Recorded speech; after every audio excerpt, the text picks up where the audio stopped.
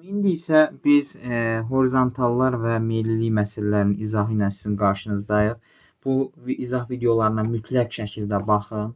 Bu izah videolarında bəzi praktiki izahlarda olunmayan məsələlər var ki, daha doğrusu nəzəri izahlarda olmayan məsələlər var ki, biz burada ona toxunacağıq. İndi isə keçək izahın özünə, görək, yəni burada məsələlərə baxaq və onlar üzərində inşallah izah aparaq. Bax, birinci deməli məsələ budur. Birinci sual budur. Deyir ki, kəsmə yüksəkliyi 20 metr olan sxemdə zirvə nöqtəsi ilə ona ən yaxın horizontal arasında hündürlük fərqini tapın.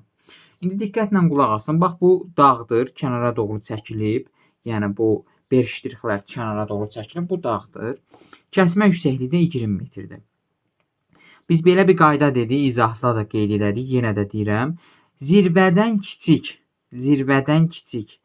kəsmə yüksəkliyə bölünən ən böyük ədəd hansıdır? Biz onu belə deyək, tapmalıyıq. Burada necə olur? 89-dur, düzdürmü? Zirvədir bu, belə zirvədir. Bura 89 metrdir. Burada bir horizontal çəkilib 2, deməli 3, 4. 3 və 4-cü horizontal çəkilib.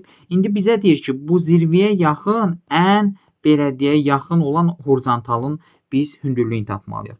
Biz də deyirik ki, əgər bu daxili horizontaldır da, bu daxili horizontal tapmaq üçün zirvədən kiçik 20-yə kəsmə yüksəkliyi bölünən ən böyük ədədi götürməliyik. Burada təbii ki, nə qədər olacaq? Burada təbii ki, olacaq 80 metr. Çünki 89-dan kiçik 20-yə tam bölünən bir dənə 80-dir. Deməli, 80 metr olacaq nə? Daxili horizontal. Və bunu tapdıq, bu ən yaxın horizontalın hündürlüyü. İndi deyir ki, zirvə ilə bunun arasında fərq. Bura 89-dursa, bura 80-dir. Nə qədər? Çıxanda nə qədər qalacaq? 9 metr. Deməli, bununla bunun arasında fərq nə qədərdir? 9 metrdir. Sonra, növbəti test nümunəsi ilə tanış olaq. Deyir ki, kəsmə yüksəkliyi 100 metr olduğunu nəzərə alaraq sxemdə təsvir olunan təpənin mütləq hündürlüyünü tapın. Fikir verin, kəsmə yüksəkliyi 100 metrdir. Yəni bunu biz bir köşədə qeyd etməliyik. Deyir ki, sxemdə təsvir olunan təpənin mütləq hündürlüyünü tapın. Deməli, mütləq hündürlük nə idi? Bax, mütləq hündürlük dəniz səviyyəsindən ölçülən, yəni sonda yazılan rəqəmdir. Məsələn, bura 300 metrdirsə, deməli, bunun mütləq hündürlüyü buradan bura qədər 300 metr hesablanıb da. İndi bura biraz çaşdırıcı sualdır. Kəsmə yüksəkliyi də verib çaşdırmaq üçün. Görürsünüz, sxemdə təpənin mütləq hündürlüyü elə 250 metrdir. Deyə bilərsiniz, ay müəllim, niyə? Çünki mütləq hündürlük elə bunun zirvəyə qədər olan hissəsidir də. Yəni bunu aşağıdan hesablayıblar ki, bura qədər 250 metrdir. Ona görə bunun elə mütləq hündürlüyü nə qədər olacaq? 250 metr olacaq. D variantı. Bu belə çaşdırıcı suallarda biraz diqqət edin. Görün, bu mütləq hündürlük deyir, nisbi hündürlük deyir. Əgər nisbi hündürlük desəydi, məsələn, zirvə ilə X məntəqəsi arasında, təbii ki, bunları tapıb bir-bir çıxıb, sonra bununla bunun arasında məsafəni hesab. Ancaq bu mütləq deyirsə, elə bunun zirvəsindəki olan belə deyək, hündürlük elə mütləq hündürlük hesab edilir. Sonra 9-cu test nümunəsinə baxaq, yəni digər test nümunəsinə baxaq.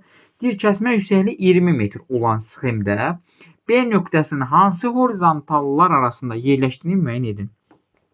Bax, dəniz 0 metrdir, fikir verin.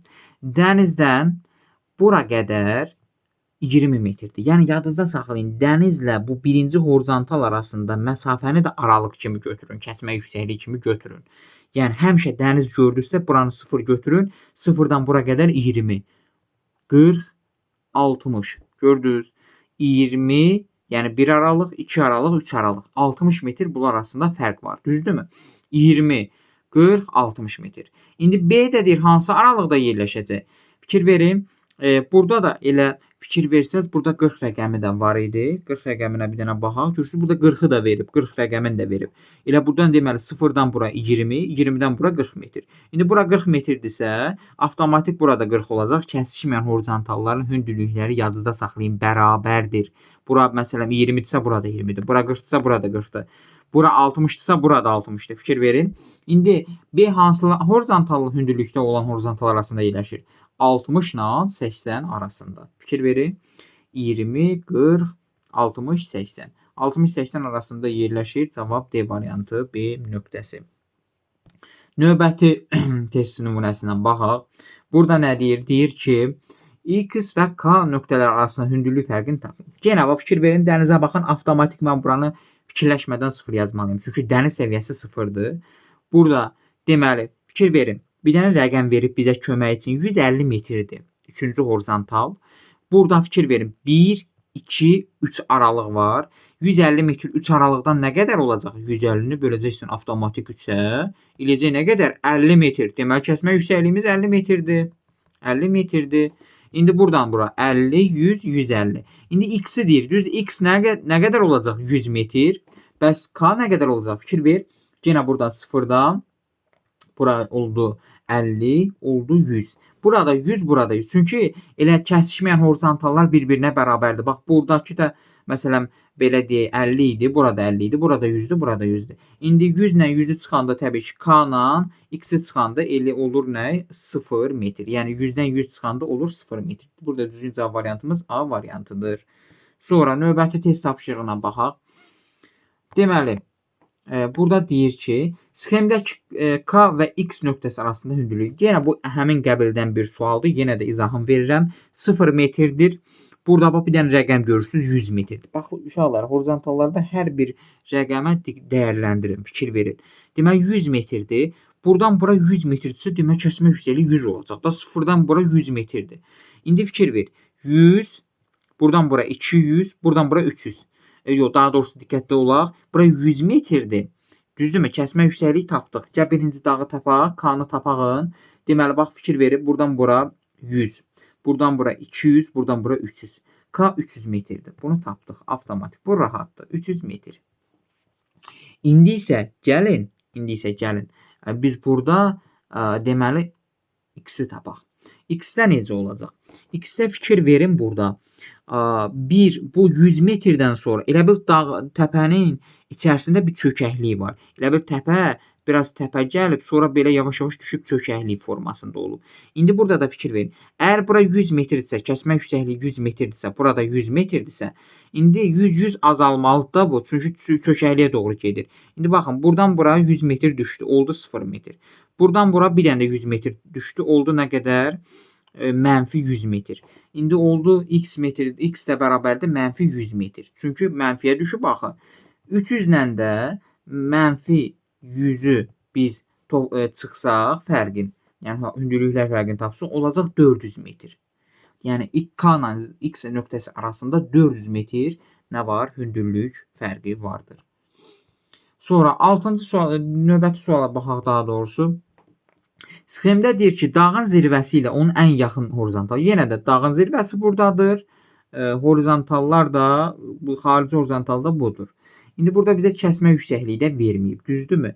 Fikir verin, ancaq belə bir məntiqlə fikirləşsək, bax bura 750 metrdir, fikir verin. 750 metr, kəsmə yüksəkliyi fikirləşin, 50 metr olsa, tutaq ki də, bax burada 50 də var rəqəmlər arasında. 50 metr olsa 800, 850, 900. Uyğun gəlir də, düzdür? 950 ilə, bax bu 917, 13, 950 ilə 900 arasında olmalıdır ki, bu düz olsun. Fikir verirsiniz, burada 75 olsa çox 50 metrdən çox olacaq. Yadınızda saxlayın, zirvə ilə, bax fikir verin, bu zirvədir. Bu zirvənin üst hissəsidir. Bu kəsmə yüksəkliyidir. Yəni horizontaldır. Bu horizontaldan, bu aşağıda da horizontal var da, bu horizontal. Bunlar arasında əgər kəsmə yüksəkliyi 50 metrdirsə, yadınızda saxlayın. Zirvə bu növbəti çəkilməyib də horizontal, düzdürmü? Burada bax bu növbəti çəkilsəydi əgər, bu 50 metrdə, yəni məsələn, burada 900 metrdirsə, 950 metrdən böyük olmamalıdır. Çünki kəsmə yüksəkliyi 50 metrdir. Yəni buranı 900 demirik, tapdıq 900. Burada 950 əgər horizontal çəkilsəydi, yəni biraz da hündürdə olsaydı, 950-dən aşağı olan nöqtədə yerləşəcəkdi. Ona görə əgər 950-dən yuxarı olarsa alınmır da bu. Kəsmə yüksəkliyi düz gəlmir. Burada alınır. Niyə görə? Çünki fikir verin, burada 50 metrdir, 750, buradan bura gəldi 800, qoyduq yerinə 850, bu da 900. Həqiqətən də 50 metr bizim kəsmə yüksəkliyimizi elə buradan tapdıq. Kəsmə yüksəkliyi. İndi Burada deyir ki, zirvə ilə ən yaxın horizontal. Zirvə 913 metrdir. Daxili horizontalda, yəni ona yaxın belə deyək, horizontalda 900 metrdir. Bundan bunu çıxanda nə qalır? Eləyir 13 kilometr. Cavab C variantı. Sonra digər suala baxaq. Kəsmə yüksəkliyi 5 metrdir, deyir. Kəsmə yüksəkliyi 5 metrdir. Olduğunu nəzərə alaraq sxemdə çökəkliyin dərinliyi tapın. Yəni bu çökəklik sistemində burada dərinliyi ümumiyyətlə ən çökək hissəsini verib, ümumilikdə bunun dərinliyini istəyir bizə nə qədərdir? Dərinliyi nə qədərdir? İndi bunu nə edirik? Bir çökəklikdir. Burada 32 metrdir, düzdürmü? 32 metr çökəklikdə dedi ki, 32 metrdən böyük 5-ə tam bölünən ədədi tapmalıyıq. Bura 32 metrdirsə, 32-dən böyük 35 olacaq. Deməli, bura 35-dir. Düzdür, 35-dir. Kəsmə yüksəkliyimizdə 5 metr. Yəni 5 metrdən 1 keçir aralıqlar. Yəni bax 1 aralıq, 2 aralıq, 3 aralığımız var. 3-ü 5-ə vuranda 15 metr eləyir. 35 metrdən 15 metr yuxarıda nə qədər eləyir? 45-50 metr eləyir. Deməli bura 50 metrdir. Yəni ən yuxarı hissəni 50 metr tapdıq. İndi dərinliyimiz neçə metrdir? 32 metrdir. Deməli 50 metrdən 32 metrə qədər olan məsafə nə qədərdir? 50-dən 32-ni çıxırsan. 50-dən 30 çıxanda 20, 20-dən 2 çıxanda eləyir nə qədər? 18 metr. Bildiniz? Yəni dərinliyi tapanda bu ən yuxarıda olan horizontalla lap dibdə olan dərinliyi, bu nöqtəni dərinliyin arasında fərqi tapırsınız. Bura məsələn 100 isə 100-dən çıx 32. Bura 50 isə 50-dən çıx 32. Cavab C variantı. Növbəti test nümunəsinə baxaq. Deyir ki, verilmiş təpənin hansı tərəfində meyillilik daha çoxdur?